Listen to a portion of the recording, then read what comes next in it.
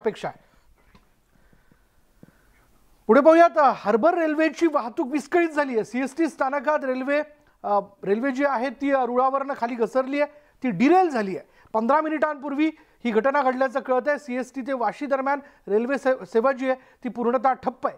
वाशी ते पनवेल मार्गावर फक्त रेल्वे सेवा ही सुरू असल्याचं कळत आहे। आता जर आपण बघितलं, साधारण 10 वाजलेले आहेत। 15 ते 20 मिनिटांपूर्वी ही घटना घडल्याचं आपण कळतं आपल्याला।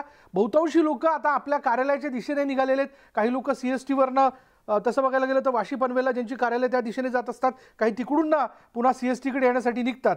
सोयीचा मार्ग आहे आणि त्यात ट्रेन डिरेल झाल्या कारणाने आता अनेक समस्या जे आहेत उद्भवताना आपण बघतोय।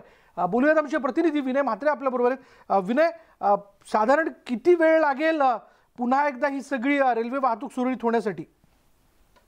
नक्कीच विशाल, आपण पाहिलं की सकाळचं पीक अवरची ही वेळ आहे। चाकरमानी ऑफिसला जाण्याची वेळ आणि बरोबर त्याच टायमिंगला म्हणजे 9:15 वाजण्याच्या सुमारास ही जी सीएसएमटी रेल्वे स्थानकामध्ये जी रेल्वे गाडी आहे ही रुळावरून घसरली होती। त्यामुळे हार्बर मार्गावरची म्हणजे सीएसएमटी ते वाशी पर्यंतची संपूर्ण वाहतूक रेल्वे सेवा ही पूर्णपणे ठप्प झालेली आहे। वाशी ते पनवेल मात्र ही जी हार्बर लाईनवरचा मार्गाची वाहतूक आहे ती सुरळीत आहे। मात्र वाशी ते सीएसएमटी हा मार्ग जो आहे ही रेल्वे सेवा पुन्हा सुरळीत व्हायला अंदाजे 1 तास ते 1.5 तास लागण्याची चिन्ह असल्याचं सांगण्यात येतोय। मात्र ही सकाळची वेळ असल्यामुळे आता कदाचित रेल्वे सेवा किंवा रेल्वे प्रशासन दुसऱ्या मार्गावरून वाशीसाठी गाड्या सोडण्याचा प्रयत्न करतील।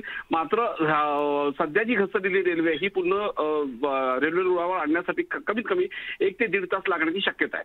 विशाल, धन्यवाद विनय या सगळ्या माहितीबद्दल। साधारण 1 ते 1.5 तास पुन्हा एकदा हार्बर मार्गावरची रेल्वे वाहतूक सुरळीत होण्यासाठी वेळ लागू शकतो। त्याच्यामुळे ऐन सकाळच्या वेळेमध्ये ज्याला आपण पीक आवर म्हणतो, या पीक आवरमध्ये हा सगळा तांत्रिक बिघाड झाल्या कारणाने चाकरमान्यांचे मात्र मोठे हाल होत आहेत।